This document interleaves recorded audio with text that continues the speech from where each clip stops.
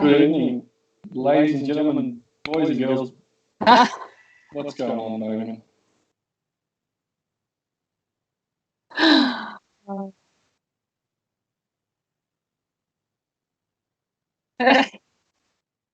16 minutes later. Can they hear me? What's going on? All right. Good evening, ladies and gentlemen, boys and girls. GameDay back for another week. As always, we've got Brent Hampton joining us tonight. We have a special guest. Someone that's followed us for a few seasons now. Give or take. Taylor Jane, coach of the Crazy Pineapple. Well, Taylor, how you going? Oh yeah, Pretty alright. 16 or 17 minutes minutes later, and we're here. So. Yeah, my bad, mate. I reckon I logged 10 to 9 to get ready for everything and everything. All of a sudden, my fucking internet's not working. But anyway, I'm on the phone. See what happens. You have to steer the ship tonight, Taylor. You have to take the lead because I'm just hunched over my phone. Can't do much. How are we, Bogan?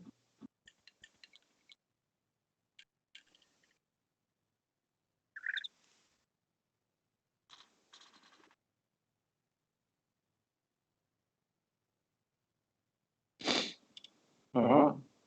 We're going good here, Taylor. This is exactly how it goes most weeks for us. While we let Bogan get sorted out in the background there, Taylor, do you want to just give us a bit of tell us a little bit about yourself? How long have you been playing Supercoach for? How long have you been following footy for? You know, how you sort of got into playing and that sort of thing?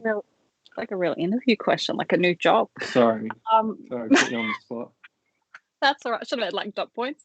I've been following like footy for a while, but then probably really got into it probably like 3 to 4 years ago. Me and a mate and a couple of mates started doing they were doing Supercoach, and then I like kind of joined in and was like, I'll give it a go, see what happens. First year was kind of rough. Second year I kind of understood what I was doing, and now third year last year was like a write-off. And it was shit.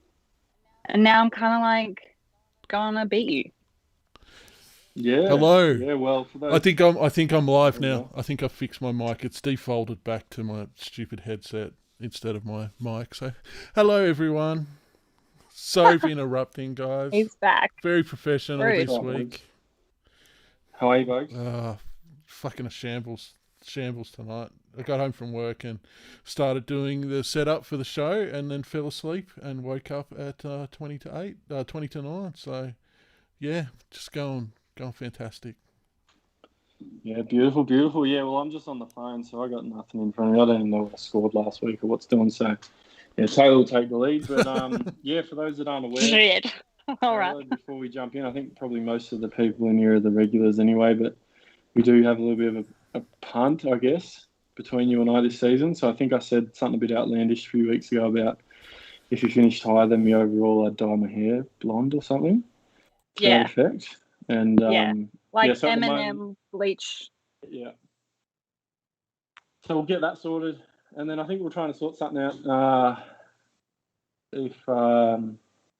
can't remember what we were talking about. Was it last week or the week before? Something about you wearing a Blues jersey or something. You're obviously a Queensland girl, are you? Up there in Port Brisbane? Is that? Yeah. If I ever wore a blue one, I would be like embarrassed. Yeah, right. I was having to think about it. It wouldn't actually work out because Origin wouldn't be.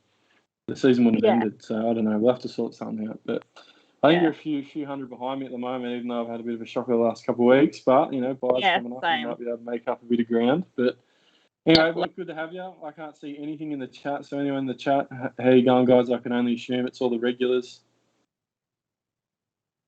Yeah, I'll keep an eye on the smart asses in the chat and let you know if there's anything. All good. And, same house. Okay. Josh King, get in the call, please. Don't be in the chat. You bastard. And it would definitely, needless to say, it's a BJ and GameDay first having a lady on the show as well. So you're making history tonight, Taylor. We've had a few guest hosts so far, but you're the first lady we've had on. So congratulations. You can put that feather in your cap as well. Now that's a pretty big achievement in your life, no doubt. But I noticed that you're sitting in Kane Anderson's shed there, though, from your background. Yeah, we just live in the same apartment building, actually. Yeah. There you go. Same floor plans. Yeah, Anyway, what are we doing? Round 6 review, NRL Supercoach, round 7 preview. How did we go last week, guys? Taylor, how'd you go? Pretty shit. I won my public league, but pretty shit in the other ones. That was all right. I did bring in Pap. Look, apparently when I bring people in, they're shit. You're breaking him. Yeah, Pap's out this week. That's a big one. Bogues, yourself? A little over 1,100 again, so keeping up on the average.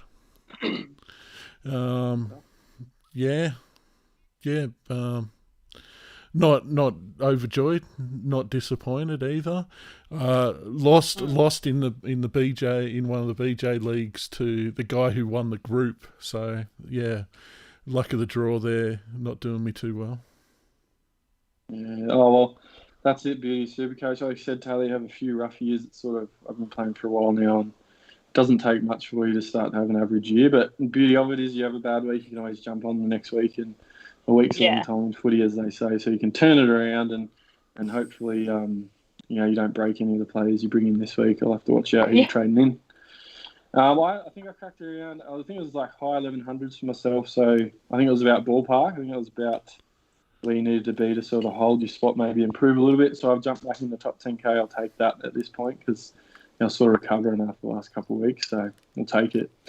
Anyway, we'll jump into the games. Taylor, if you've got any thoughts or anything like that, just feel free to let us know. Do you watch many of the games throughout the weekend, or is there games you tend to try and watch the Broncos? Or Yeah, I watch the Broncos mainly, but I do try and watch them all. Really? I did miss the Sunday game because I was out, like the Sunday games. But yeah, I try and they'll just be in the background, like we'll be doing things. It was interesting you should say that. I think most people miss the Sunday games. After Saturday night, I think there was like 3 teams across the leagues that still had players for Sunday. Everyone else had finished their Supercoach by Saturday. So not a lot of love there for those 4 teams that involved in the Sunday games. Yeah, it was. You're right, Bogan. Like there wasn't many. A couple of drafts, I think, was still going, hoping on a couple of guys, but they weren't the most exciting fixtures on the Sunday. So, yeah, you're right. Anyway, we'll jump into the results, and it was Brisbane in a bit of a surprise against Penrith. They looked like they showed up. Big turnaround in attitude and form this week, and really pushed Penrith to the end. It was a great game of footy. I wasn't watching it and saw the score and thought, oh shit, the Panthers haven't shown up. So I've turned the game on KO and then realised it's like, oh no, the Broncos are actually playing football tonight.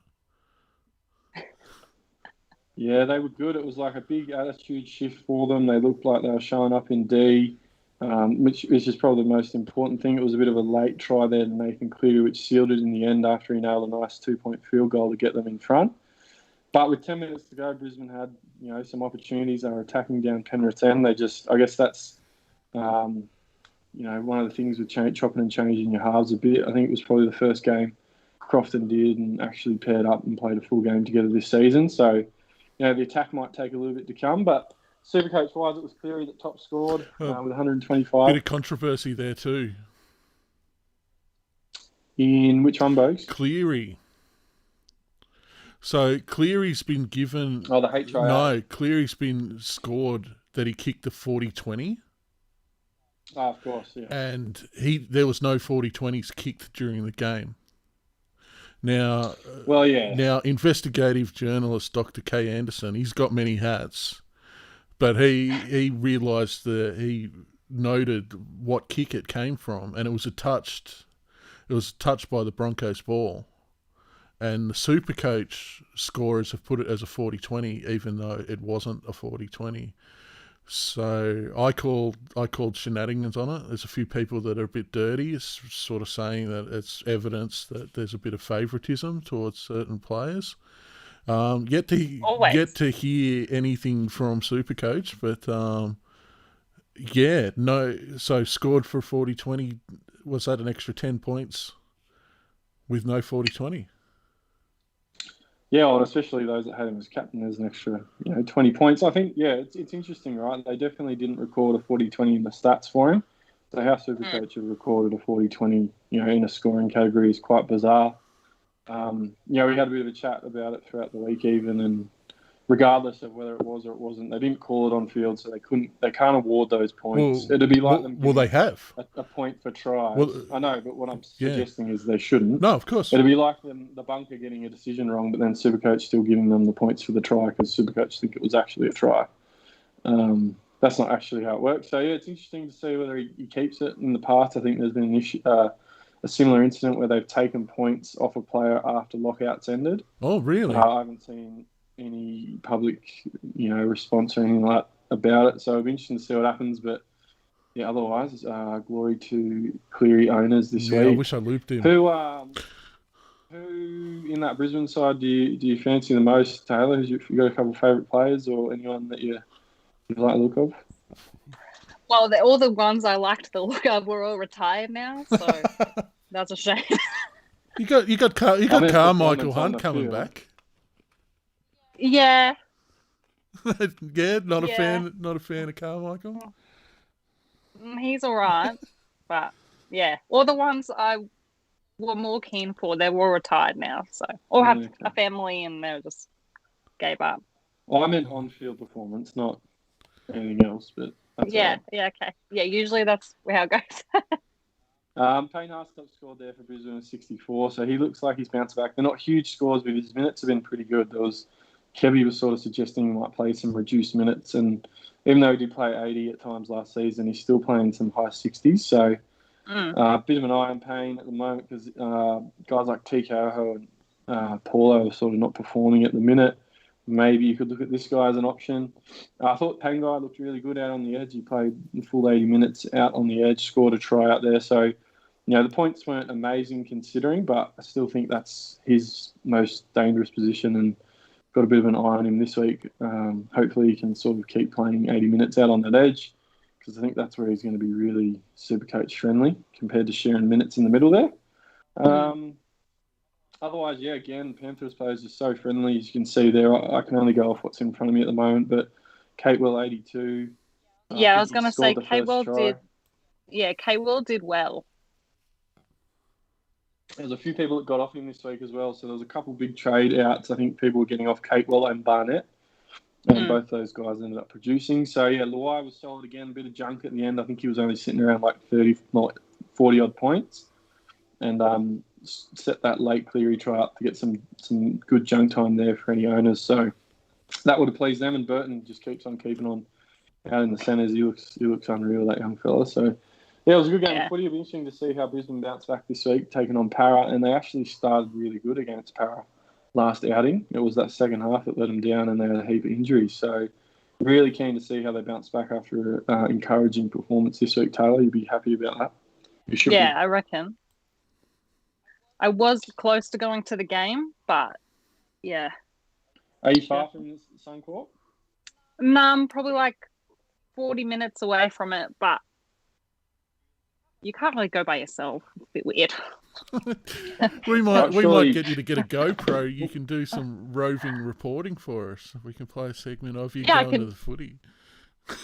Do a by myself footy trip. You can interview people. A BJ on game day correspondent. Live to the ground, and you can give us some injury reports. Yeah, it sounds good. No, shout out to anyone in the Brisbane area watching footy. Taylor might be looking for someone to go with. In the first game on the Friday, it was my boys taking on Cronulla, and Newcastle got the job done in the end, and it was an emphatic sort of return for Kalen Ponga. I guess he came back last week, but obviously, massive on the weekend. He scored a double, set a couple up, 163 points, and I guess just showed how much of a potent Supercoach player he can be, and just the plethora of options we have at fullback this season as well. We had the return of Toby Turbo, and we all know what happened there as well. And obviously plenty happening this week with Latrell sitting out, Teddy's not performing, Pappy obviously. So it's all happening at the minute, Supercoach-wise, in that fullback position. But it was a late steal there by my boys. Frizzell set up Ponga off a kick. And it was not this. Generally, Newcastle don't win games like that on the end. We did it against the Warriors earlier in the season, but it's a nice feeling to win games like that. Doesn't happen too often. So I didn't end up getting to watch this game because I was finishing work whilst the game finished, but I was it was in the background at work. and it was a very interesting neck-to-neck game. Yeah, it was a good contest. I think personally, I think it was the Hiroti try out in the corner to give Cronulla the lead at the end. I didn't see that one up no try, and I don't know how they overturned it. So I was feeling really justified when Ponga scored at the end there. It was a bit lucky, but you take it. It was a good win. It was a very high-scoring Supercoach game, as you can see there. Some massive scores, five tons. Obviously, Ponga with the 160. Barnett, as I said, I think there was a few people getting off Barney, given that he was losing the goal kicking and going to someone like David Fafita. So he stung a few people there. Shout out to Bundy, a good mate of mine that was hurt by that in particular, which is good to see. But Brody Jones was awesome for us on field as well. Yeah, he had a blinder, played out centre. He's not usually a centre, only young fella, hasn't played too many games, but him and Ponga were probably the difference for us. He put in a great effort. And yeah, on the Sharky side of the field, Connor Tracy just keeps producing. This guy's generally plays in the halves, but he's producing out on the wing and playing in centre and that sort of thing. But yeah, good game of footy, really entertaining. And it'll be interesting to see with now guys like Ponga and Turbo back, as I said, what people start to do this week in particular and moving forward, because all of a sudden we've got a few options at fullback. But who are your fullbacks at the moment, Taylor? Well, I got Teddy, obviously, but he did nothing. I was watching it. It was just like watching. It was horrible. It was not interesting. Not great to watch. But got Teddy and Pap both did solid. Nothing. Solid, but just yeah. Well, it's probably a good segue into our next game, because the next game on the Friday night was those two guys up against each other. Yeah. It was the Storm getting the job done pretty easily in the end. I don't think the score reflected the game. I think Storm sort of ran away with it in the end. It was a bit of individual brilliance from Harry Grant, who looks absolutely amazing. But there was a bit of a scare there for Pappy as well early, Taylor. I don't know if you saw it. It wasn't early, but he got a HIA. It was and it was like really low. Like the score on Supercoach was really low. When I was like, "Yep, cool," brought him in for the week, and now I'm just gonna have to get him out again. Awesome. Yeah, he ended up coming back, and he looked like he got injured again, like he almost couldn't walk properly, but still managed to pump out an 80. It does sting if you brought him in this week, given that he'll miss next week. I only brought him in last week as well, so don't worry about it. I didn't get too much out of him, but Jerome Hughes is... It is interesting. A few questions on the Storm's use of the HIA for making substitutions and things like that.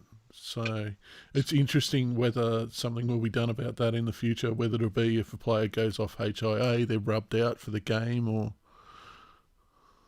Well, I think I saw on is it 100% Footy or whatever, that it's on Monday nights or whatever it is with Gus and that, and they were saying that Melbourne didn't actually breach any rules. They just exploited them to their fullest extent. So I guess there's a few loopholes there, and as always, as you can expect with Melbourne, they push it to the extent. But yeah, I think Harry Grant was exceptional. Given he was coming off the bench when he got into acting half, and the way he gets out and just directs the play and his speed out from dummy half, he looks amazing. I know talking about bye coverage and all that sort of thing upcoming, but to think that he's still coming off the bench and can score 98 points, and it was awesome last week as well in his first game back. I don't know when he's going to get the switch to starting hooker or if he's going to play 80 at any point, but he's a massive, massive guy you got to be thinking about this year. I've got guys like Watson and Brayley at hooker, and I'm thinking I was going to hold Watson to cover around 13, but if I can get close to a swap between Watson and Grant, I might just have to take it when the time comes while Watson's at the right price, because he just looks awesome. Yes, the Storm are spoiled for choice there with Smith and Grant. Like, it's not a bad position to be in when you can pick either of those blokes to slot in at hooker. Yeah, and on the Chook side of the field, pretty quiet. Ikuvalu was the top scorer. He got a late try there. Teddy, a bit of a junk time assist with it. The nice little kick over the top. Teddy not even on the screen. So, yeah, it was pretty disappointing for Teddy owners. People that sort of hold true with Teddy. I think, plenty of people have traded him out over the last couple of weeks as well. So, looming to be a good trade at this point in time. But, in Teddy we trust sort of thing. As a Supercoach player, just knowing what he's capable of, I just think he'll bounce back. Yeah. Don't worry about And it. they He does all it have with like ease. off week. Yeah, and they're adjusting to some new halves combinations. Obviously, with Keary gone and Walker's, in there. I think the combinations will come. He dropped the ball off Satili Tupanua to go through a line break as well early, which, woulda, coulda, shoulda, but didn't. But, if you find some attacking stats there, catches that ball, scores a try, he possibly scores 70, 80 points, and we're not as concerned. But I think given we're seeing so many fullbacks scoring 100 pluses, like we're seeing 130s and 150s, that we're like not happy with a 70 or an 80. So it's quite funny. But, Teddy's not cheap, but I have faith in Teddy. I think with all the commotion happening with fullbacks this week, stay true with Teddy. If you got him, he'll be right. Don't worry about it. Did you catch this one? Did you actually see any of this? Yeah, I actually had a couple people over and watched this one. So that's why I was like, not disappointed in Teddy, but just like, you all have off weeks. I get it, but come on, man. Yeah. It's for the price. It's a fair call. So. Yeah, and Pap as well. I was like, I brought you in. What are you doing? Let's go. Take the 80, but you'll miss this week. So it's an interesting one. I've plenty of people running Pappy and Latrell or Pappy and whoever it is. So it's very interesting. Moving on to the first game on the Saturday, and it was a return of Tommy Turbo, and what a return it was. What a difference he made to this side. It was evident very early that he just changes the way that Manly side plays. He's just a phenomenal player. He set up a try early. He scored one pretty early, and by halftime this one was pretty much over, to be honest. But he was exceptional. Did you catch any of this one, Taylor? A little bit, but I was gonna bring Turbo in, but instead of Pap. Yeah, but got Pap instead because everyone was hyping him up last week, and I was like, oh, okay, sweet, I'll do it. And you were like, no, don't. And I was like, no, fuck it, I'm doing it. Bring him in. So, yeah, you gotta follow that gut instinct when you get it. Yeah.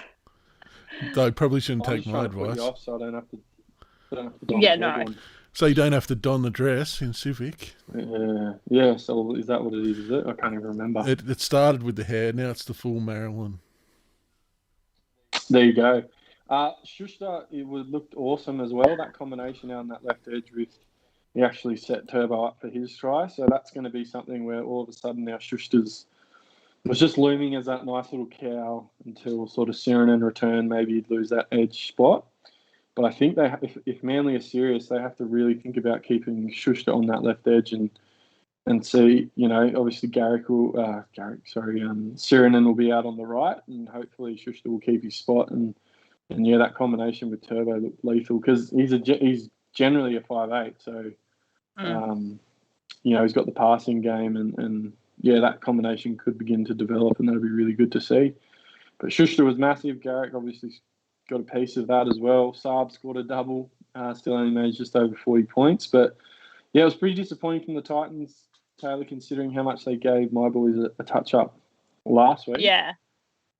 And Fafita top scored was 78. I actually brought Fafita in that week, and captained him. So I think at halftime I had a peek at the scores, and he was only on about 20. So it was a bit of a concern, but he considering he didn't score a try, he got a line break in that to still pump out 78 points as captain. I'm pretty happy with that. Well, I've had Fafita in since day dot, and I reckon he's been better during the weeks than this week was just a bit. I think this week was a bit off for a couple of people I've got too. Yeah, it's funny, right? Like, I think he scored 3 tons out of his first 5 scores, which he's not going to keep that up. You don't buy him thinking he's going to score hundreds every week.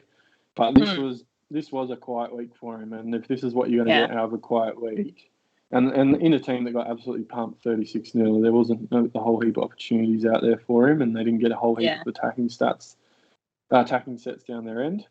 I think he's going to be a pretty safe, almost captain option most weeks if you don't have any options, because he's just such a handful. Tino was disappointing. He's going to cop 2 weeks as well. He's burned owners. He pumped out a 90-odd a couple of weeks ago and then proceeded with a couple of stinkers. And and now misses the next 2 weeks due to a shoulder charge. So he's hurting anyone that's owning him. I can't recall off the top of my head what he's priced at. I think it's still around 500k, but I think there'll be a few people jumping off Tino this week, and probably understandably so.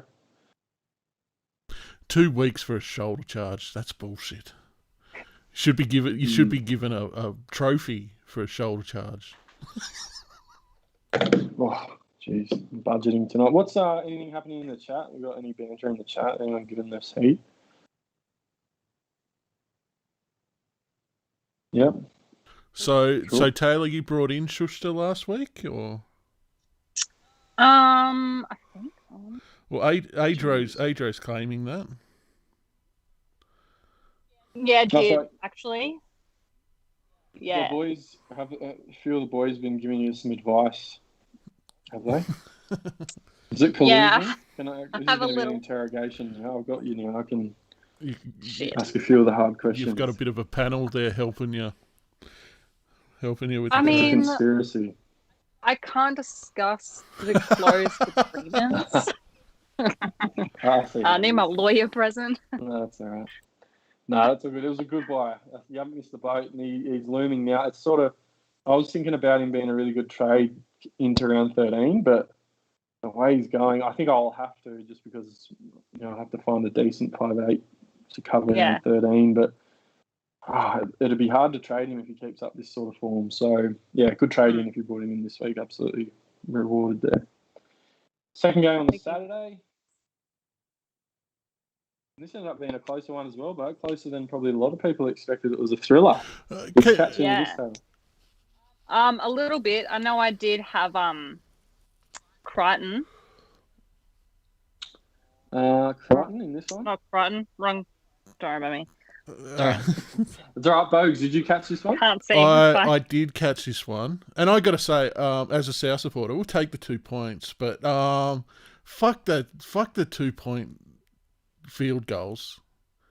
Like, I suppose we played within the rules, but Tiger's a bit unlucky not to get this one with Reynolds slotting over that 2 point field goal and squaring it up, and taking it right down to the wire there, where it was down to a video ref decision.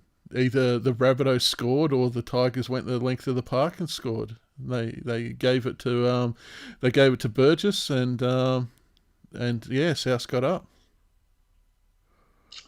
Yeah, it was a bit of a thrilling finish, wasn't it? It was sort of a bit of havoc. You didn't know what was going on. I must admit, Bugs, when Reynolds hit that field goal from 40 out to level it, I think it was to level the game for them to get to 14 all. Yeah, it was. I thought, how can they not re-sign this guy?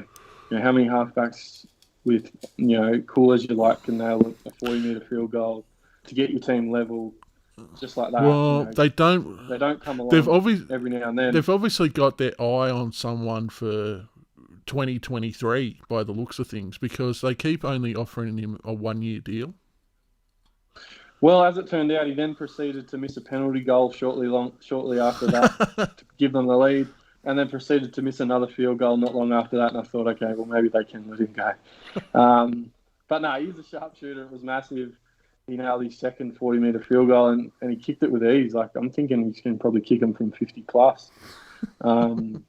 And obviously, most notably, this one, there was some dramas with Latrell as well. I don't have my laptop at the moment, so I can't look up how any of that's going. But Latrell was fighting a couple of charges in that one, and he was either going to cop a week, or if he fought it and lost, he was going to be looking at 4 weeks. So I'd imagine we'd be close to the outcome on that. While you're talking about the game, while you're talking that game, I'll check on NRL.com, see if there's any news on that. I do have. Oh yeah. I do have Stefano in it, but he only got like 40-ish points, which wasn't great. Look, I must admit, I feel pretty useless at the moment without my laptop to be able to look up some of the minutes and stuff. But he did get the start this week or last week. So yeah, it was interesting, but he's sort of peaked now. You're going to need another try out of Stefano, I think, if you're going to make any more cash. Yeah. I think ultimately he's probably a good hold for round 13 if you've got him, because you're going to need to start thinking about having players for round 13. The Tigers will play, obviously, round 13. So, he's not a massive trade out whatsoever, but just interesting that he's possibly going to start to peak. All right. So his price-wise. So Yeah, I reckon. in the judiciary at the moment, still waiting on the verdict for Latrell, but Victor Radley is free to play. He's got away with it again, just on a $1,900 fine, and Momorowski will miss 3 games. Yeah, I heard Momo 3 weeks, and then Radley was just hoping to get his charge converted to a fine, but $900 isn't going to deter them from too much. I think Gus had a pretty good point last night. Start fining them 10 or 20 grand, and then you'll see them start to cut this stuff out, because $1,900 to them is probably like what? It's a night, not even a day's worth. It's a night at the nightclub, isn't it? There at Bondi. It's like one bag or something. If they're making $500 grand a year, it's not much. So Murray top scored. He sort of bounced back. I would have been able to love to look up how many minutes he played, but he scored a try, opened it up. I don't know how many minutes he played either, but he bounced back. Bogues, I think you traded him this week, didn't you? Yep. I think I predicted. Yeah, that one stings. I think I predicted it after we went off air. You called it. Yeah, I said I'm getting rid of Murray. He's going to turn up this week. That's exactly what you said. I remember. Yeah. Latrell was still pretty good. He seemed pretty quiet. Updated nicely. Nofo was good for the Tigers. Interestingly, with Nofo, he usually plays on the right wing, but they switched him onto the left wing on the weekend. So he's out there with Luciano, who just looks really dangerous, but it's not the preferred side of the field for Adam Dewey.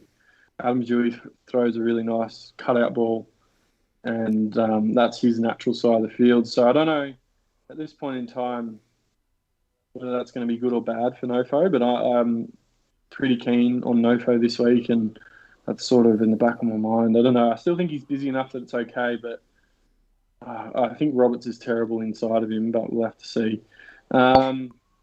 Laurie was good again. Just keeps producing. Most people should probably have Laurie. He's on the field. Yeah. Yeah, he's busy, so that's really good to see. Leilua again, was busy, but it was just a really good game of footy. And Latrell's going to be out for this week at least, so it'll be interesting to see what happens with that charge. And I think I saw something today that Walker was possibly doing a bit of training at fullback.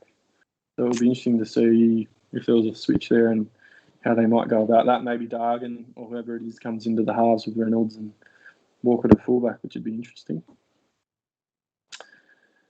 Third game on the Saturday, the final game, and this one sort of surprised me as well. It was the Eels absolutely giving it to the Raiders. I was expecting a close one. Thoughts, Taylor?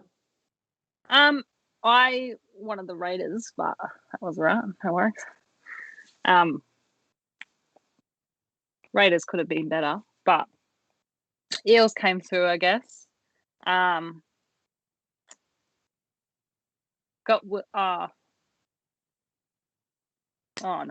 Trading them out. Don't even worry.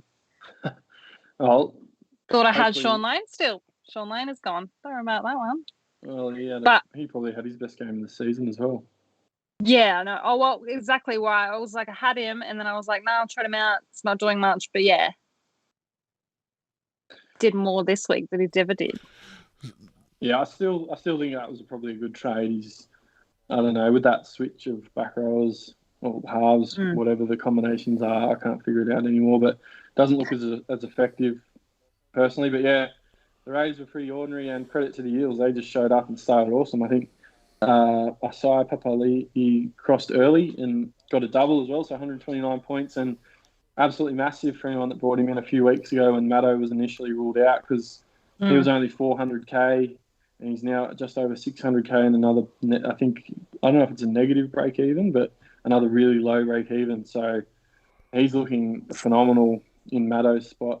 I don't know what they're going to do when Madison comes back, but big shout out to anyone that brought Papali'i in a couple of weeks, or even within the last couple of weeks. Gutho got some junk at the end there, but always busy. Gutho, Marnie just keeps on producing as well. It's amazing how Marnie just keeps pumping out these big scores. He's putting his hand up for a Queensland jersey. I think it was interesting to see whether they run a Grant Marnie combo in Origin personally, whether they play one of them off the bench and how they go about that as well. I think Marnie's playing some awesome football, and Moses probably had his best game of the season as well. I think Moses, that was the kind of performance that he seems to be a real confidence player, in my opinion, and that could be the performance to get him going. That said, Dylan Brown was out, so I don't know whether, D Brown being out meant he was just getting a bit more ball and had to do a bit more. But, yeah, some massive scores across the board there. And Ricky's wielded the axe this week. Plenty of people getting dropped. So, it was a bit of a surprise. I did not see this one coming. I only watched the beginning of it, and the beginning was interesting, and then, yeah. And interesting to see Parramatta breaking the hoodoo there at Bruce Stadium. They haven't beaten the Raiders in Canberra since 2006 prior to this game. So, wow. About 15 years now. Yeah, Jesus. But probably a bit fortunate they were playing them at the start of the season. It's probably the mid-season when it's bloody cold that they can't handle Bruce Stadium. So. Yeah, so it was characteristics performance from the Raiders, and Ricky's wielded the axe on a few this week. So it'll be interesting to see how they. That said, they're only playing the Cowboys this week, but it'll be interesting to see. Hodgson will be gone with a calf injury, so we get to see Starling at 9, which I think that's only going to be good things for them. He's a future superstar, Tom Starling. Yeah, so that's probably it about that one. And then on the Sunday we had Warriors Dragons first up. Yep. So it was a massive game from the Warriors. I think at one point they were 40 from 40 completions. I think they finished the game with a couple uncompleted sets. They finished the game with 100% completions. Oh, I thought I saw something they were 43 or something. I'm just going from what NRL tweeted out. Oh, well, they tweeted it. It must be official. Just like nothing getting anything wrong. But yeah, it was a good game of footy. I think the Dragons, showed a bit of steel. They were looking like they were getting into the arm wrestle and got it back with the Dufty try towards the end. But Roger Tuivasa-Sheck and Cody Nikorima, but Tuivasa-Sheck in particular is just, it's like he's going to go out with a bang this year. He was just so dangerous, and he was the difference for them probably when they played Canberra a few weeks ago. And he was the difference again in this game. He scored the try to get them in front. And, it was him asking questions of defence that really caught, probably the difference for the Dragons holding them out in the end. So Harris crossed for a reply as well. He was massive, 96. I think he went off for a HIA, so that sort of would have been burning a few owners there because he missed a bit of time that he probably would have played, but still we can't be too unhappy with that. Another guy that's sort of come out of nowhere, Josh Curran. So this guy's like a 200k second row forward, first game of the season. He played 80 minutes. I'm not entirely sure what his security's like, but he's been named to start again on the edge this week. So you got Katoa out of the team. I'm just not entirely sure what the security is going to be like. And as we all know, that Warriors forward back has a heap of mouths to feed. But maybe keep an eye on Curran in the next couple of weeks. I know the Warriors don't play round 13, but if you need someone to downgrade, maybe Ricky, if you've still got Ricky or whoever it is you're trying to get off to make a bit of cash. Possibly Curran fills a hole this week. I know it's not the best trade this week because who knows if he's going to play his third game, but yeah, really good signs from Curran for a bottom dollar guy if he was to keep that spot. You didn't see any of these, did you say, on Sunday? Yeah, no, I didn't see them. I only had people who weren't playing in it, just like some nuffs on the side, but yeah, no one on the Sunday, so I just didn't watch them. Yeah, fair enough. Dufty was good again. I think he doesn't get enough raps as he deserves. I don't know what it is. If he was playing in like the Chook side or Melbourne or something, there'd be talks about him playing rep footy. I reckon. I think he's a great little player. Makes a huge difference to that side. Jack Bird's been pretty good again as well. He's been pretty solid. Lomax was sort of reasonably solid again in a beaten side. But yeah, plenty of good signs there.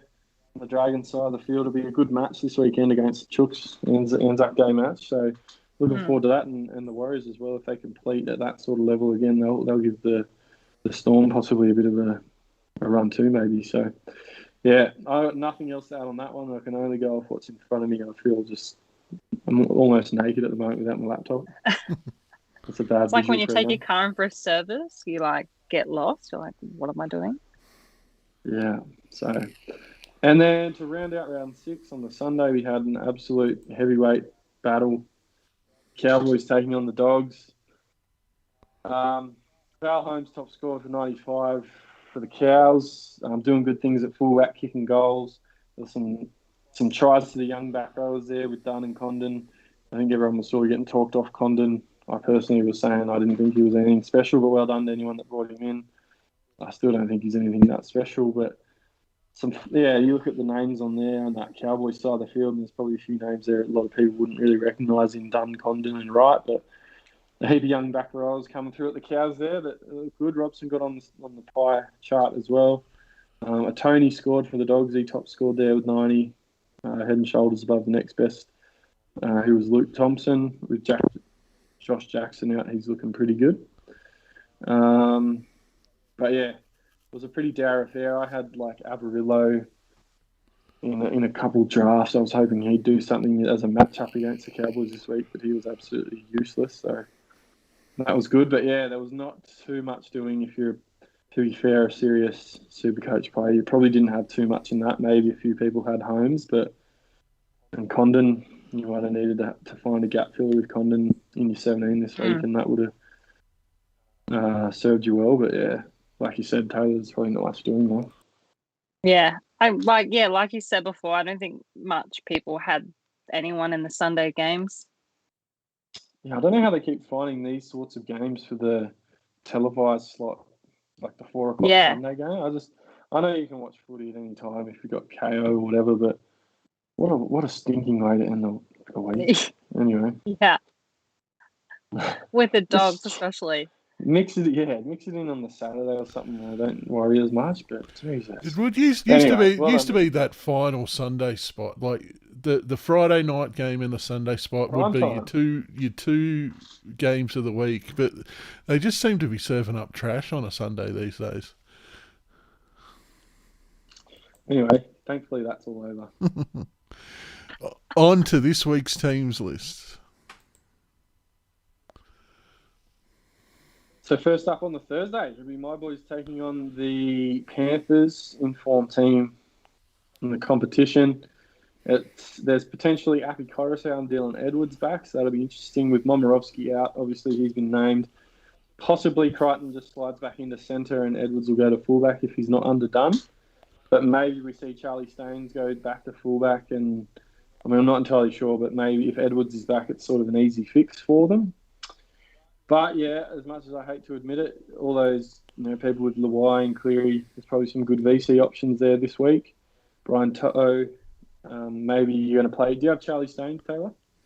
No, but I did just bring in Nathan Cleary, and if history is going to repeat itself, he's probably going to be shit this week as well. But hopefully he won't be. Because whenever I bring someone new in... Do you think he has a nice chin? I don't know, is that attractive or anything like that? Just a chin.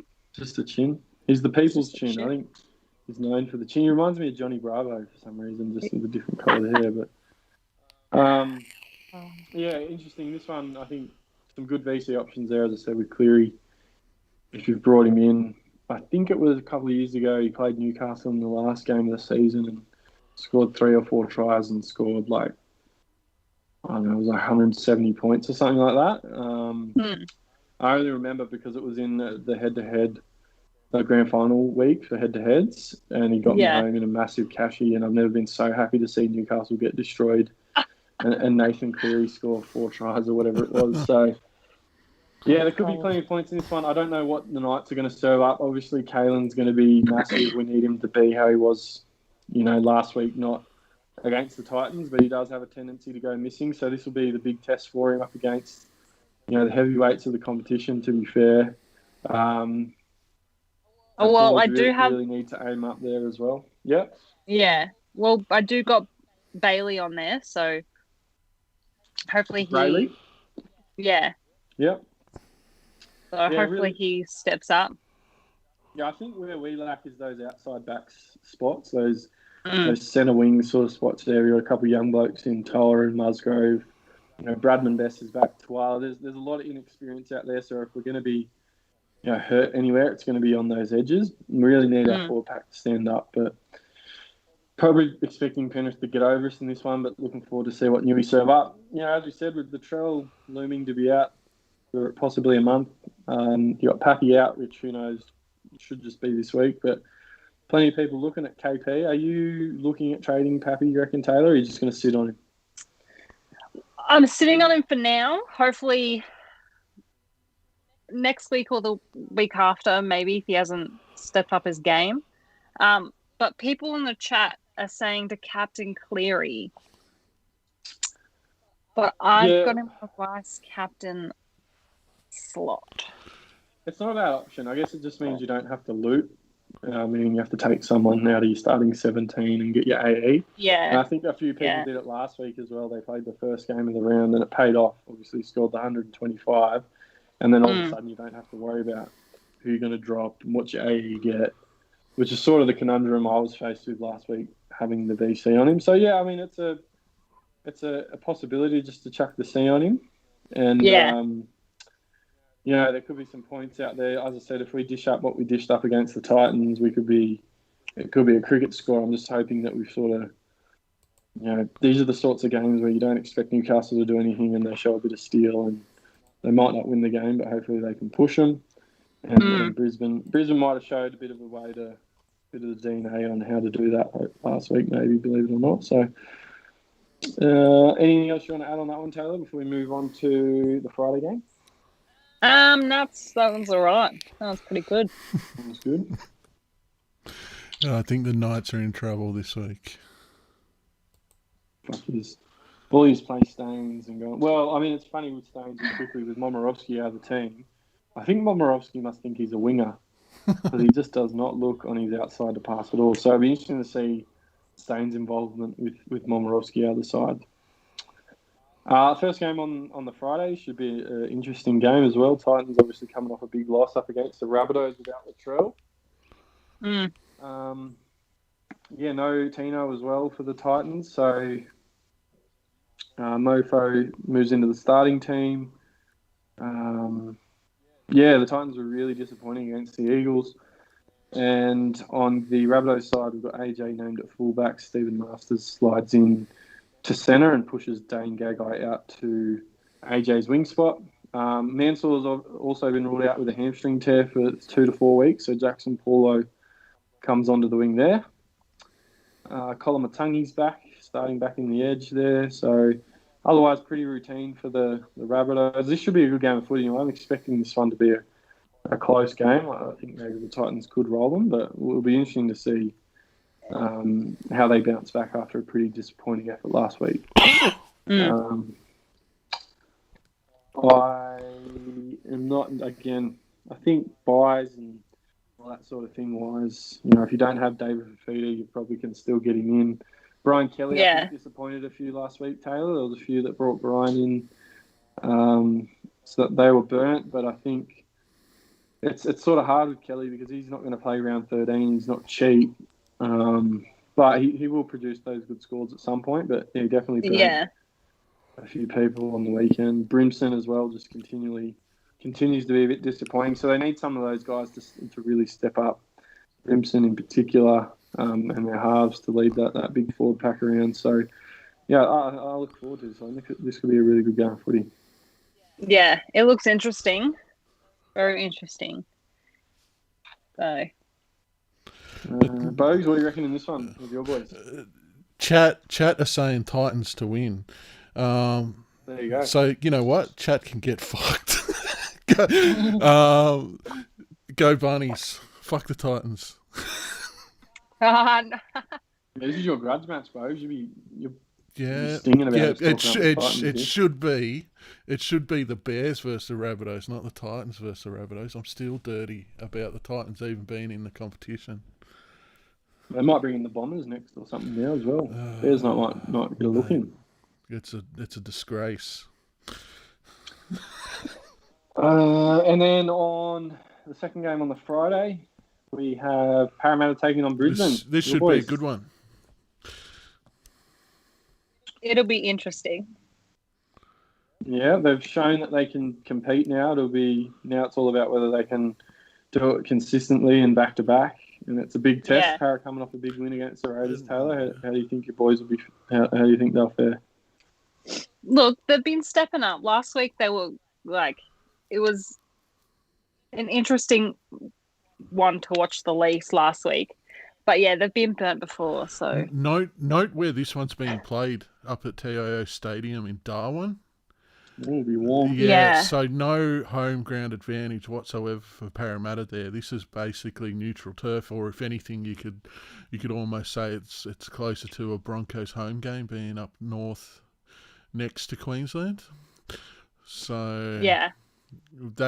I reckon this will be a lot closer than people think, with the Broncos be playing with confidence, and so will Parramatta coming off that win with the Raiders. So it should be an interesting match, this one. Yeah, the weather's an interesting one, Bogues. I reckon the Dogs are really bothered by that humidity against the Cows, just from what I saw on the weekend. So, this one could favour Brisbane. They had a really good start the first time they played them earlier in the year. They got that first 40, they ran away, and then they had a heap of injuries and just fell to pieces. So, look, Supercoach-wise, TPJ's been named on the edge again. So I've had a good look at TPJ. I'm a big fan if he keeps that starting edge spot. I'm just not entirely sure how long he keeps that edge spot for. Obviously, Ricky's dropped to the bench, so I don't think he's going to lose the spot to anyone. I'm just hoping that they don't push him back in the middle or something. If there is an injury, Ricky probably goes straight on the edge and TPJ pushes into the middle if they lose another forward. So I like him as a buy this week. I think he's got a high 80s break even. He's just over 500k, so he's sort of cheap. He should play around 13 buy.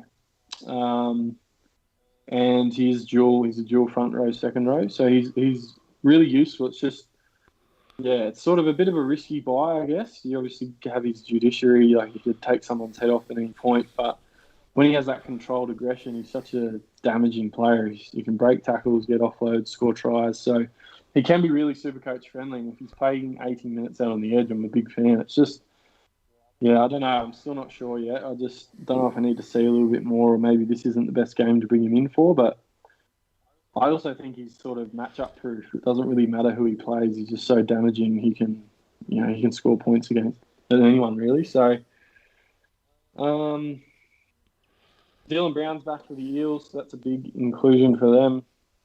Junior Paulo, Bogues, has been pretty disappointing the last couple of weeks.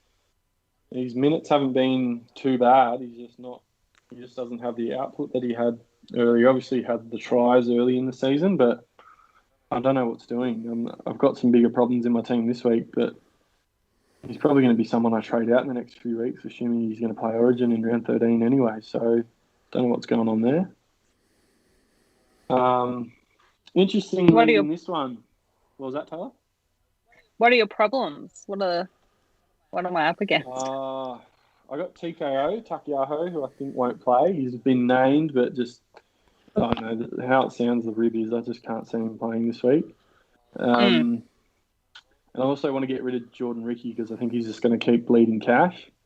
Coming off the bench, he only scored 20 points last week, or not even, and dropped 20k, and he's now got another high break even. I was sort of hoping I might hold him till the bye, but I think he's just going to bleed too much cash, and I might do that Curran trade this week just to generate a bit of cash, Ricky to Curran. Yeah.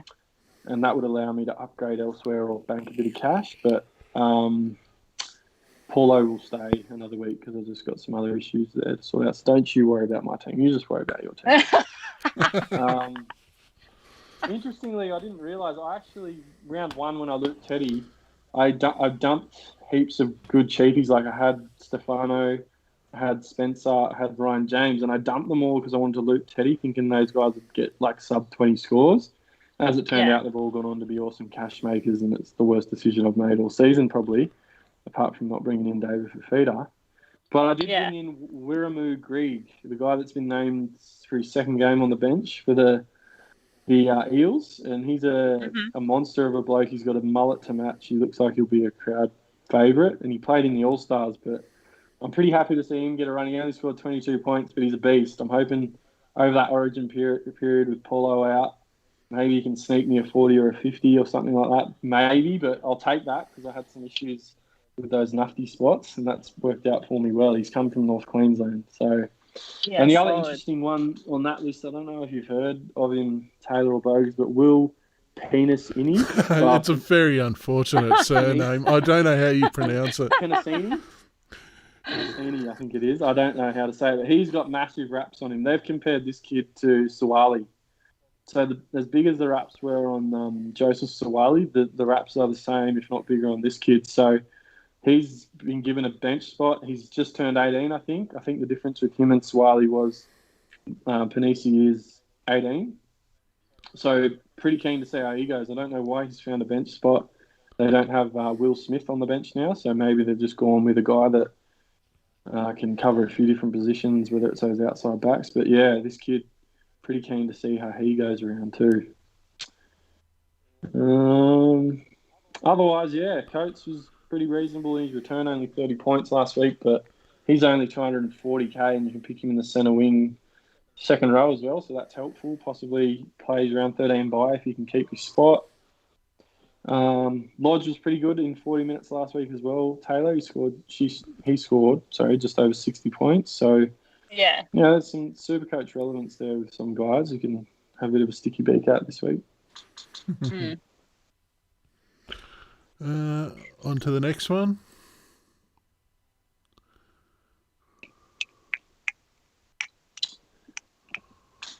Cronulla taking on the Dogs. Cronulla have been playing some good footy, to be fair. I think they're unlucky against us. They should flog the Dogs. They're unlucky against the Chooks. Not unlucky, but a bit of Sam Walker brilliance.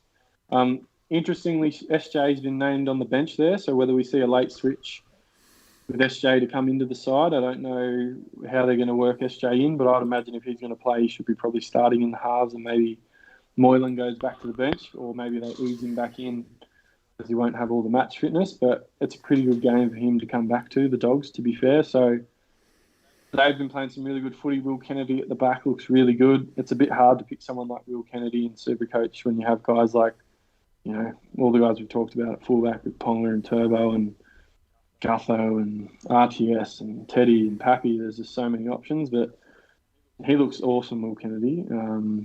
In drafts and stuff, you might have been able to pick him up, and he's been keeping producing. So with SJ back, I reckon that combination could be pretty tasty. They've signed Will Chambers throughout the week as well, and he's been named in the 21, I believe. So whether we see Will Chambers make his way into the side or how that happens, that'll be interesting. But they have signed Will Chambers for the rest of the season.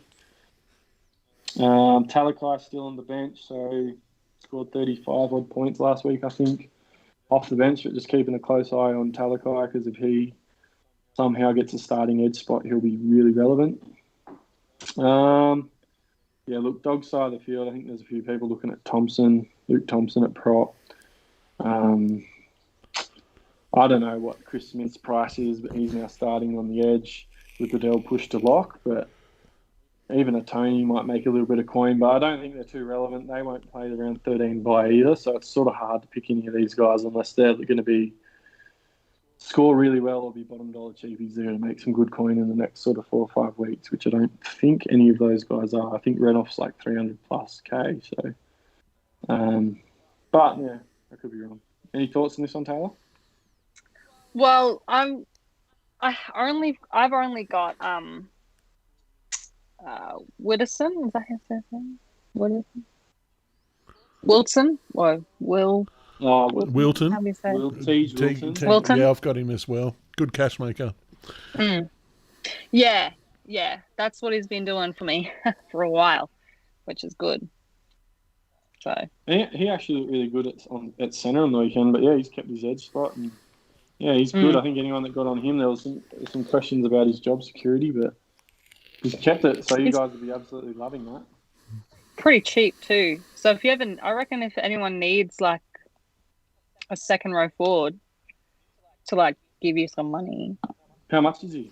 Hold on, I'll get that info for you. Just over 200. 50 odd. He is 373. Ooh, yeah, but he's had a couple of rises. He's had a few rises. He was 200 odd when I got him. So yeah, sort of bottom dollar. So he's had 2 good rises.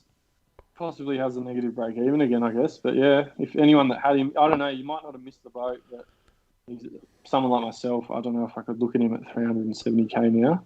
If he was like 250, maybe with another negative break even, but yeah, well done. Yeah, he's been a great buy. He's went up 122k, and I reckon couple more weeks and he's ripe to sell off. Yeah, absolutely. And all eyes on SJ.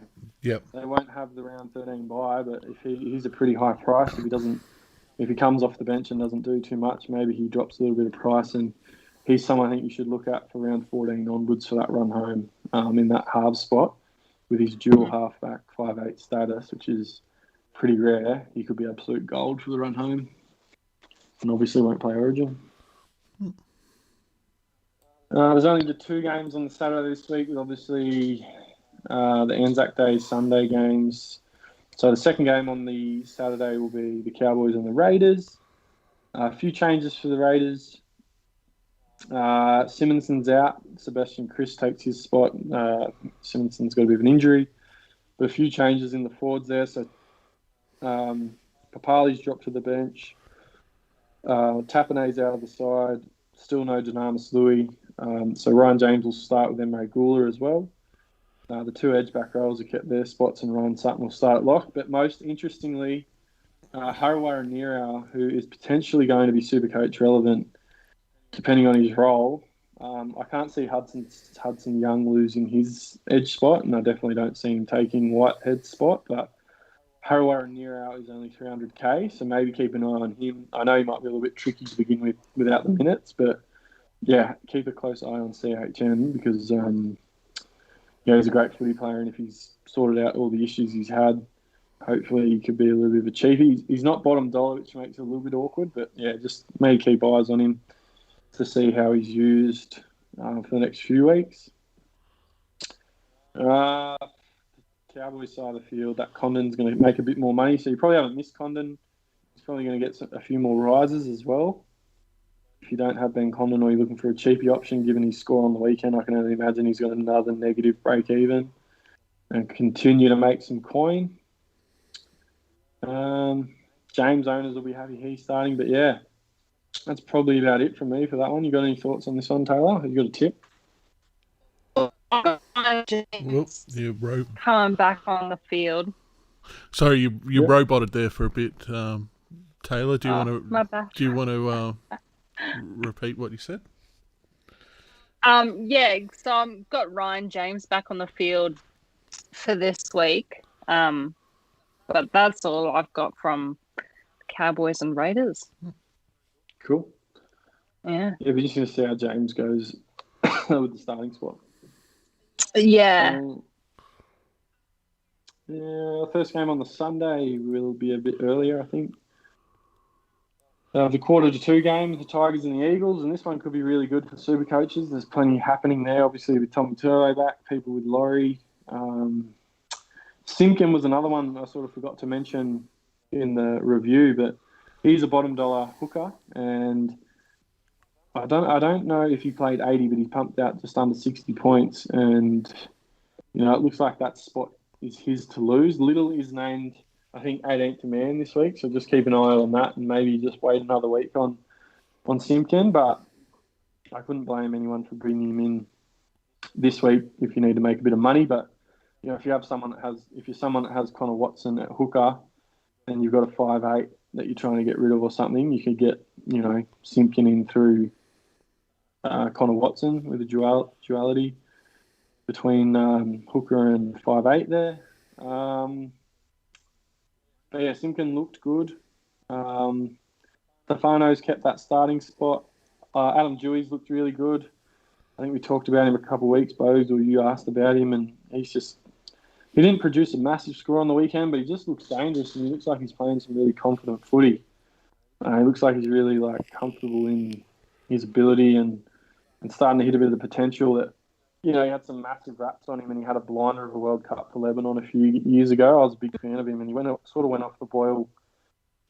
I reckon they didn't really know where to play him at South. He was playing centre. He went to fullback. He played all over the shop, but I think he's found a home in that Tigers 6. He looks really good. And with the Tigers playing the round 13 bye, I still think he's possibly a massive pod for round 13, Bogues. It was funny that we talked about him, but he's possibly a guy that's going to be really relevant and could be a really good pod. Mm-hmm. I don't have him yet, but I have been keeping an eye on him. Yeah, same. Yeah, he looks really good, and obviously with the goal kicking as well. Mm. Cheekham's in the centres, so that's interesting. I think Aso Kapola, or whatever his name is, had a dislocation shoulder or something like that, so he's out for a while. But yeah, plenty of Supercoach guys. I'm looking at Nofo this week personally. I'll probably look at bringing David Nofaluma. But yeah, with guys like Laurie, Nofaluma, Simkin, Stefano on the Tigers side of the field, people are pretty keen on this one. And then obviously on the Eagles side of the field with Tommy Turbo back, anyone that wants to pull the trigger on Tommy Turbo. I mean, he's super cheap. If you compare him to someone like Kalen Ponga, he's, 200k cheaper than Kalen. If you go Latrell to him, you're going to make some money. And you just saw what he's capable of on the weekend. Interestingly, with him, though, I think he was on about 100 at halftime and then only went on to score, I think it was sub 120. I sort of thought at one point he might go on to break the record, but Adrianosaurus Rex said if ever there's a player that's going to score 100 and whatever by halftime and then go on to only score 120, it's Tommy Turbo, and he was right. And I thought, no, there's a chance here, but he didn't do much in that second half, old Tommy. But you can't be too critical first game back, and I think they spelled him a little bit early as well. Schuster as well is really relevant, so anyone that's obviously got him, you'd be keen to see this one. But yeah, this should be a good Supercoach game. Yeah, got him in. He's in. Yeah. And there could be some points in this one, possibly. Hopefully, maybe it's a high-scoring affair, and maybe there's some lunatics out there who'll bring Tommy in and chuck the C on him. We'll see what happens. What do you think Schuster's price ceiling is, Breno? He's went up 206k over this season. Without seeing what his break even is, Bogues, I mean, I can only assume his break even is very low or possibly even negative again with that big score on the weekend. Mm-hmm. And he had a couple of 40s prior to his 90s. So you're saying if you've got him, hold on to him for a few more weeks? Oh, absolutely. I think now with that added threat of Turbo chiming in behind him, and we saw that combination on the weekend, and that was their first game playing together, that's possibly only going to get better. And as long as Schuster keeps getting named on that edge, I think you can't trade Schuster at least until round 13. The Eagles won't play the bye, and maybe you possibly could look at Schuster at upwards of 500k by then, depending on how he goes in the next couple of weeks. Apparently, he's a guy minus 10 break even. There you go, and he's priced at over 400k now. Yeah, so you possibly, I'm talking about Adam Dewey, maybe that's a guy I can look at. I mean, I'm unsure with Schuster. He's looking like a guy that could be a keeper in your 17 for the run sort of home, or one of your 18th man if you need someone. He looks really, really good.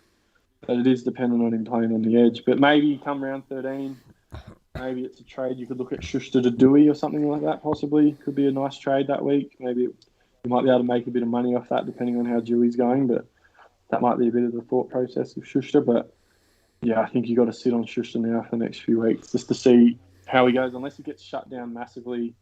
I don't know what the Eagles' draw is in the next couple of weeks after this, but if they've got some good fixtures coming up, don't even think about it. Alrighty. My thought was to keep him on until he either gets me heaps of money to get someone else in for a 5-8, or if he does really well, just keep him on the whole season.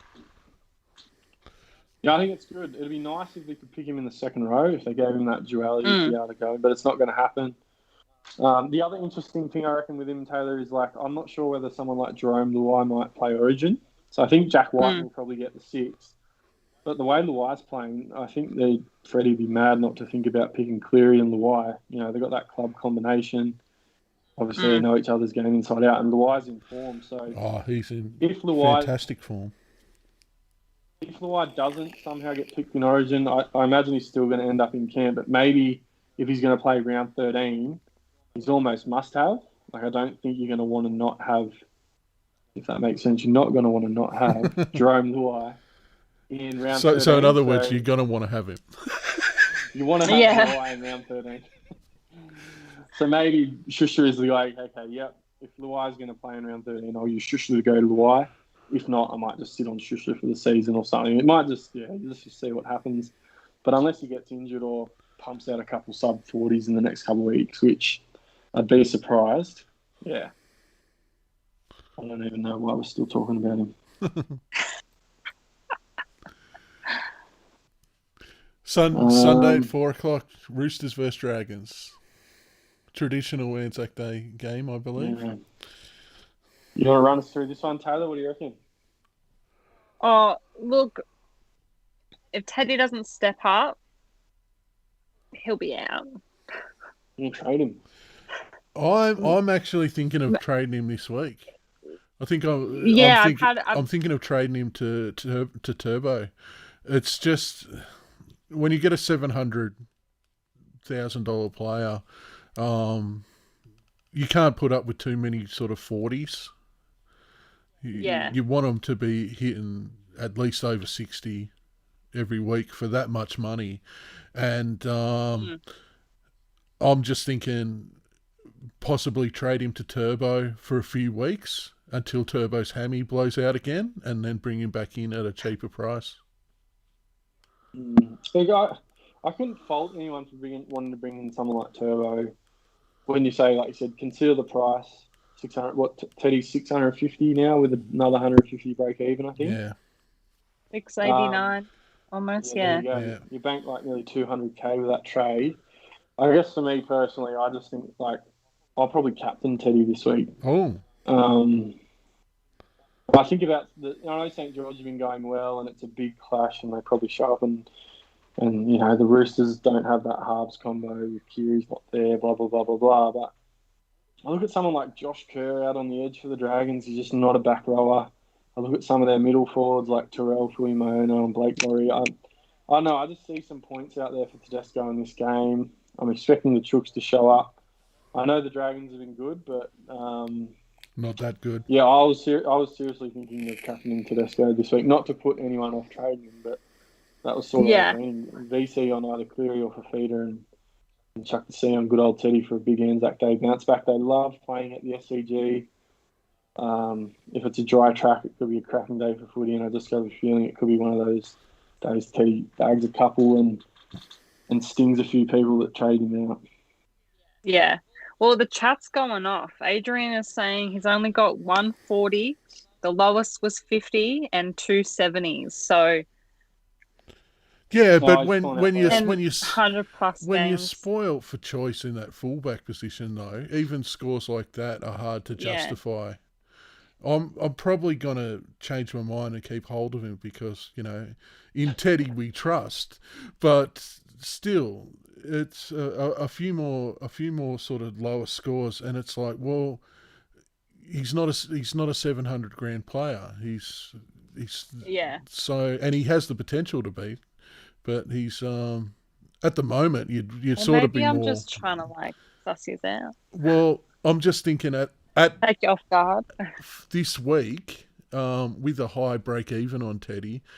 I just think Turbo might be a better option. Yeah. I mean, it's interesting. I think, do you think he goes sub 70 versus the Dragon? Like, do you think the Dragons are going to hold him to a sub 70 and he might lose? Well, I don't know. And you 80 plus K? And you picked it the other week, and I don't know if the combinations clicked there, but the Sam Walker influence there, it just doesn't seem that Teddy's himself with Sam Walker there instead of Keary. I think the other big one, to be honest, on the weekend it pissed me off as well watching the game, was that hooker, Marsh, kept taking the ball the wrong way. There was a few times where they were set up out on a big back line on the right or left, and this Marshki went the other way and went short side or whatever it was.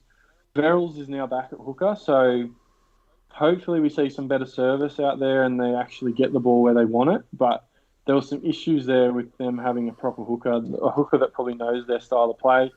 I think Verrills played in the grand final. They won a couple of years ago, so he'll be a big addition for them, and hopefully that gives them there's some better footy now getting out to Teddy. I know the combo with Sam Walker probably isn't just there yet, but what can you expect with such a new combination still? But I'm hoping the influence of Verrills will be a good one. And like I said, Teddy starts to get some of that better ball now. The Turbo trade's interesting because he's not going to play round 13 either. But Manly won't play that round. He's probably going to get picked in Origin if he's playing well. So you pick Teddy or Turbo. You're not going to. It's not like you get Turbo for the bye. If you could, then I'd say all for it. But that makes it hard. I tell you what, you wouldn't mind being Brad Fittler if it gets to Origin and Teddy, Turbo, and Pappy are all fit. Latrell. Oh, jeez. I think we have a team full fullbacks, which I wasn't all for, but I don't know if you can leave someone like Turbo and Latrell out, and Pappy. Like Pappy's got to be a bench spot. I think Latrell has to be there. Turbo if he's fit. So yeah, it's interesting. But Supercoach wise, I've still got Satilli. He's very cheap this week. Obviously the Roosters don't play the bye, but Satilli Tupanua. He looked dangerous against the Storm in a well-beaten side. He nearly put Teddy through a line break. Teddy dropped the ball, but he's very cheap. I think he's only 370k. I held him. He's sort of stinging, but I'm expecting him to form a good combination with Sam Walker. Angus was pretty quiet last week as well. Angus Crichton, I think. Do you have him? Is that who you were talking about earlier, Taylor? Yeah. Yeah. So he might bounce back in this one. He was a little bit quiet last week. I don't think Takiaho will play personally. I just think with the rib and just the way that Trent Robinson coaches, he'll give Takiaho the week off. So maybe if you do have Takiaho and you're not going to trade him, make sure you have a reserve, like someone on your non-playing reserves that you could switch to. If you can help it, don't put him in your starting 13. If you don't have a replacement front rower, you can swap him on for late. If you're going to have, if you have three playing front rowers, put him on your bench as a reserve, and then make sure you've got someone you can flick to, because I just get the sense that he won't play. Brett Morris is back, so that's a big in for him. Yep. But it should be a good game. Hopefully, it's a nice weather, a good weather, and a dry track, and a good game of footy, because it's a traditional big game. It's pretty emotional. This one, it's a cracker.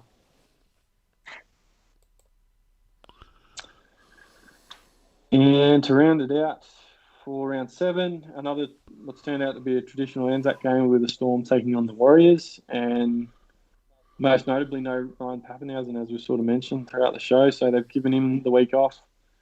So I think it was a shoulder or something. It wasn't actually HIA that was the issue. He had an issue with his shoulder and AC joint. So hopefully it's just a 1 week thing. I wouldn't be surprised if they're just resting him. I think the Storm should win this one pretty easily. Second gear. Well, I mean, it's interesting. The Warriors completed very high on the week. I know they play the Dragons, but if you complete your sets, it doesn't matter who you play. If you play a possession game, you're not handing over cheap footy and completing your sets, getting your kicks, you can cause headaches for anyone. So, Shecky's in a bit of form. I don't like the guys like Jack Murchie in the centres for the Warriors. He's a back rower. Marcelo Montoya is probably, not an experienced centre. So there might be some deficiencies there that the Storm will pinpoint. You got guys like Curran, Murdoch, Masilla, who those combinations are going to get a real good test out. Even with Pappy out, Munster and Hughes will really put them to the test. Guys like Olam, Kafusi, these guys hitting the edges. So, yeah, you're probably right. Storm probably still doing pretty comfortably. Harry Grant, guys, I know we mentioned him, still off the bench. I don't know when the switch is going to happen, if it's going to happen, if it is this game. Or... if it works for the Storm bringing him off the bench as an impact, they might just keep doing it. Well, at the moment, you couldn't make an argument against it, given how effective it's been in the last couple of weeks. He's doing it concussed, if you listen to the HIAs. But Finucane's back as well, but I mean, interesting with Smith. I don't know what the idea is there. I mean, there's a lot of people that bag him as a hooker, if I'm honest. Like, I see heaps of people bagging that he's not an NRL standard hooker. But you've got the Supercoach Craig Bellamy happy to play him as his starting hooker and Harry Grant off the bench.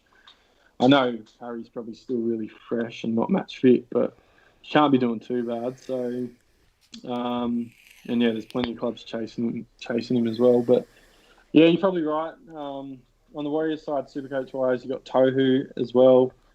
Again, he's probably not highly owned. Curran's there as well. The cheapie you talked about at 200k.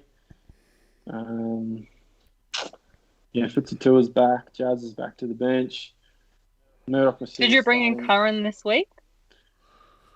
I was thinking about it just because I want to get off Ricky, and I don't know who to get off Ricky to. And I thought, I guess the other good thing about Melbourne, thankfully, not naming Pappenhausen is we weren't waiting till the last game of the round to know.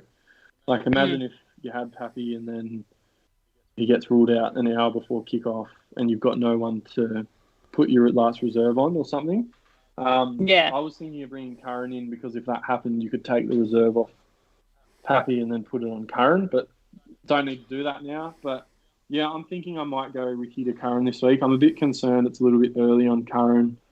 He doesn't play the bye.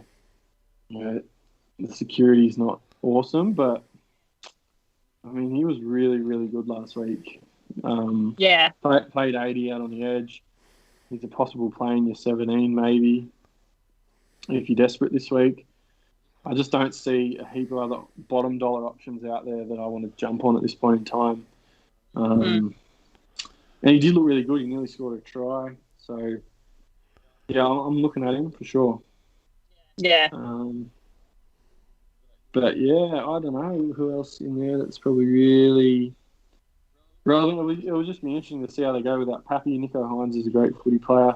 I'd imagine Munster will get the goal kicking as well, so maybe Munster will be a sneaky captaincy option this week. Some people won't be looking at someone like Munster this week probably, but he'll get the goal kicking, or maybe Nico Hines will. But, yeah, look, it'll be a good game to finish the round, and 6:15 on the Sunday will round us out. Yeah. Anything else you want to add on that one, Taylor?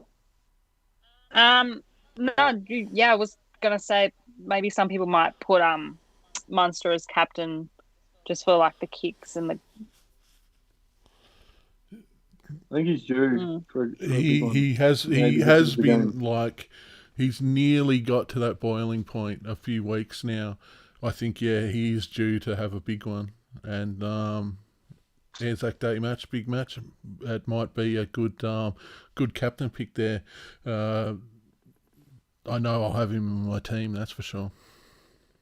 He looked up for it last week against the Chooks. Like, he was running the ball a bit.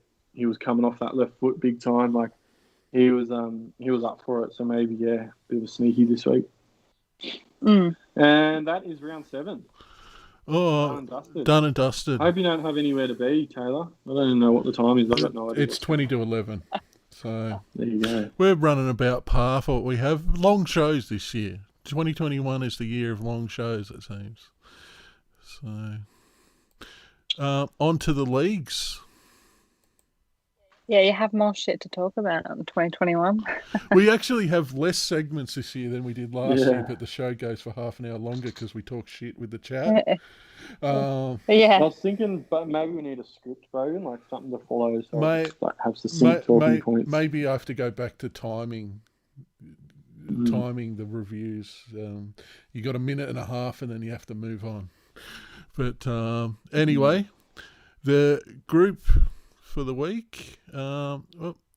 Just let me talk crap for a while while I just set this up. Apologies. Kelly, you have anything you want to plug? You've just sat with us through an hour and a half, or whatever it's been of slaughter. We've got your YouTube channel in the description. So you got a YouTube channel. You do weekly vlogs on that.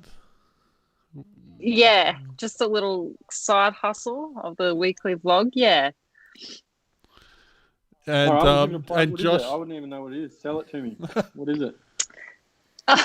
Well, just a day in my life, I guess. Just a week in my life. It's not fun. It's not as fun as you would think, but a lot of drinking iced coffees by the looks of things. Yeah, I have a coffee addiction apparently. I'm 30 years old with 3 kids, so anything is probably pretty exciting for me at this point in time. Yeah. And are you on Insta and all that crap? Josh, I don't even know what Josh wanted us to plug your Instagram, so do you want to plug your Insta? I'm not on Insta, so. It's just, I underscore Taylor Jane, which I'm pretty sure, if I get it correctly, that's that just there. No, you've got the background up, so we can't. I think I saw the finger pointing at it. Yeah, sweet. Yeah, the name. Oh, the name. That name. Yep. Yeah. Yep. The name. Taylor Jane with 2 N's and 2 E's. Alrighty. So Well, we've got like hundreds of thousands of subscribers, so you'll probably see a bit of a spike after this, Taylor. You can thank us later. Cheers. So group winner for the week was I can't say your name, Sai. And I was playing Sai. Sai Shivka. Yeah. Sai Shivka. Yep. And I had him head to head in the BJ All In League. So yeah, got flogged in that one, but he's topped the group with 12.97 for the week. Good to see Jetty. Yeah, Jetty's back. He's on the charge. He's in the chat. He's everywhere. Shout out, Jetty. Stuart with what is it? Huge hold. He's got a 12.64.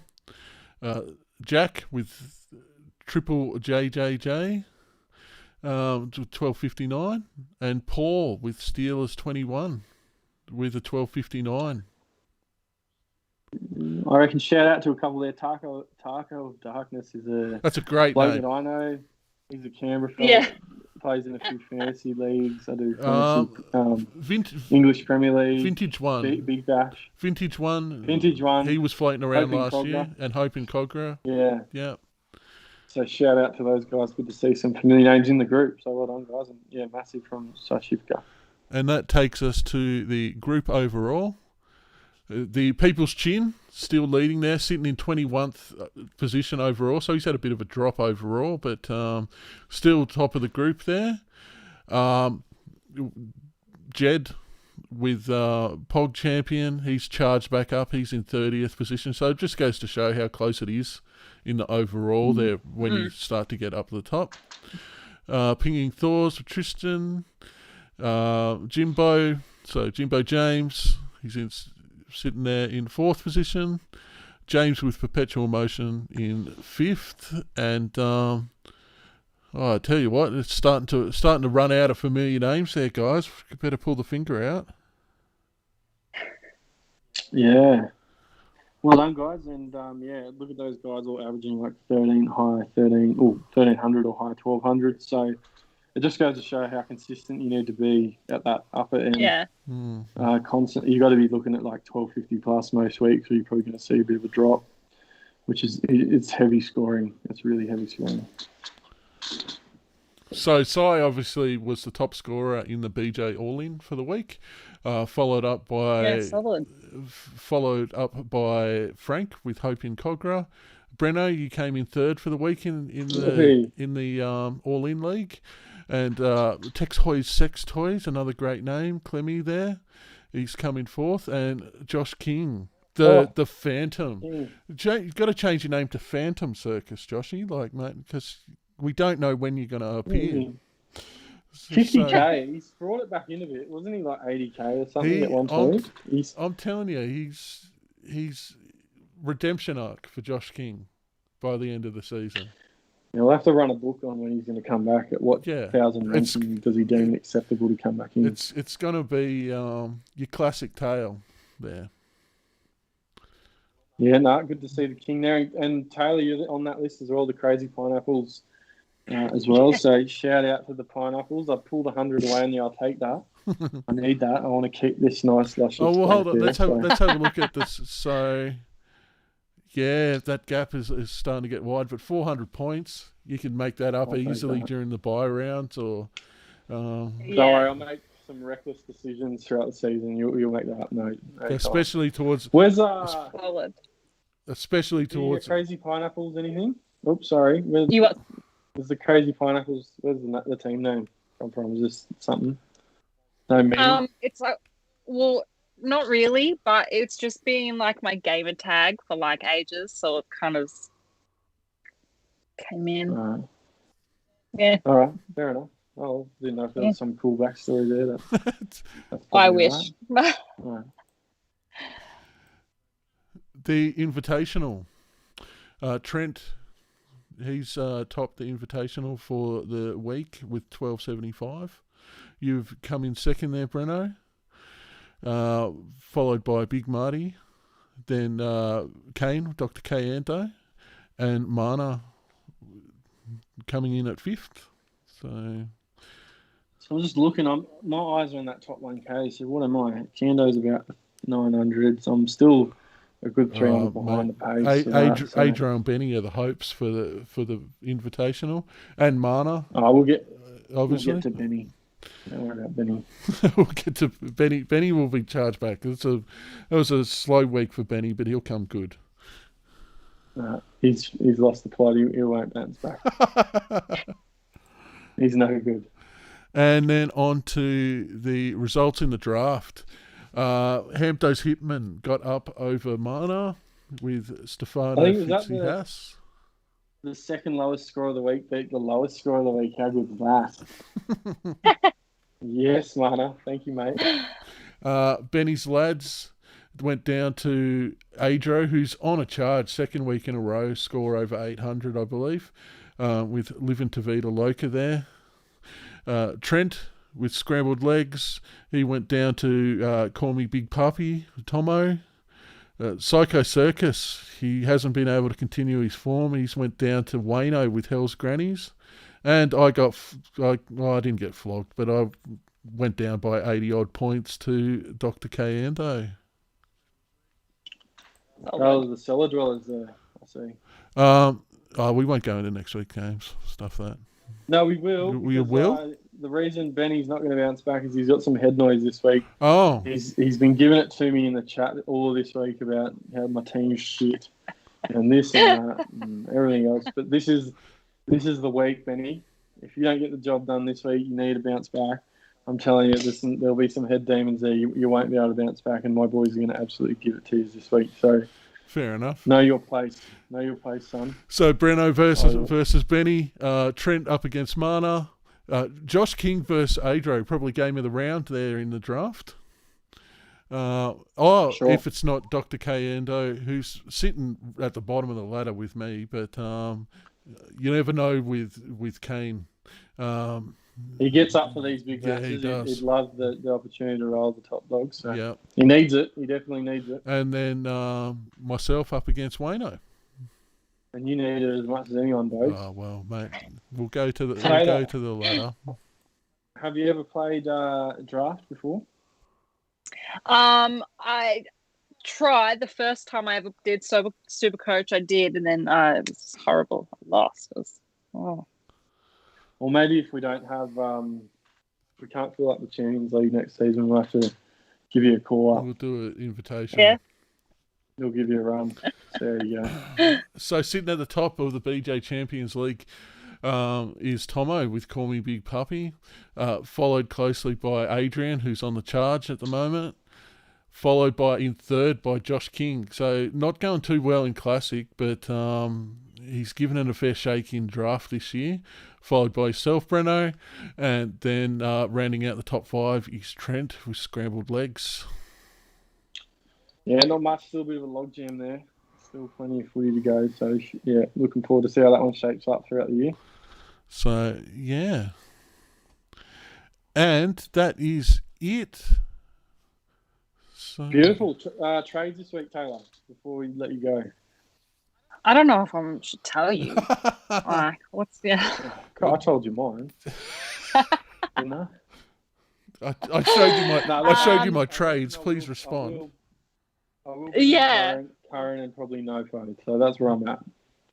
Yeah, well, I've got clearing and current. Oh, yeah. All right. Well, I won't bring in current then, actually. No. Codes? Where are you at? Current at the moment, and probably someone in the winger centres sort of spots. Possibly Zach Lomax, but might not be a good week to bring him in with the Dragons up against the Roosters. But need to beef up the centre wingers a bit there. So that's what I'll be looking to do. Sweet. Well, yeah, I was And, thinking Brady Best might be a good buy, but we don't have the best draw. Lomax is probably good. Yeah, I reckon TPJ is a good shout this week. Yeah. What's that? Young Simpkins as well. So there's a few options, I reckon. Yeah, I'm sure. I think- I'm sure it'll change about 15 times before kick off on Thursday, but we'll see how we go. We won't share captains. How about that? We won't share captains. But yeah, good luck to everyone. Thanks to everyone for joining us. I can't see anything in the chat. Obviously, I don't know what's going on in there. How you doing, chat? Latrell out for 4. He copped the 4. Wow. That's Yeah, good. he fought the charge, and because I've been reading the NRL website, and I saw that he was fighting the charge, and it sounds like the NRL prosecutor has just absolutely torn apart whatever defence that they've had there. So, rightly so. To be fair, it was pretty ordinary stuff from him. So, I think, as well, just on that, he needs to cut that shit out of his game. You know, he's a great footy player. I know he plays with aggression, but it's got to be controlled, and that's going to be at the detriment of his team at some point. You know, obviously, he'll miss the next 4 weeks, but if that was at the back end of the year and they were going into finals, they can't. I will say they can't afford that's that. coming from the chat on NRL.com. It still says they're waiting for deliberations. But that was at 10:40, so I wouldn't be surprised if they've come back with a verdict now. Yeah, but he's a great footy player. He just needs to get his head switched on. And it'll come with age. But yeah, but I think that's about it. Taylor, thank you for joining us. I think you've done well. You've managed to duke it out for however long we've been on. I don't know what's going on, but as you can see, we're a pretty professional switched-on organisation here at BJ and GameDay. But yeah, thank you very much for joining us. It's been a pleasure to have you. No worries. Welcome back anytime if you want. Awesome. If you want to. Next week we'll probably be looking to have another guest. So I'll try and tee something up during the week. But if I can't be bothered, it'll probably be Kano or Adro again. No, that sounds good. But yeah, that's probably about it this week. May the trade gods be kind, and we'll catch you all next week.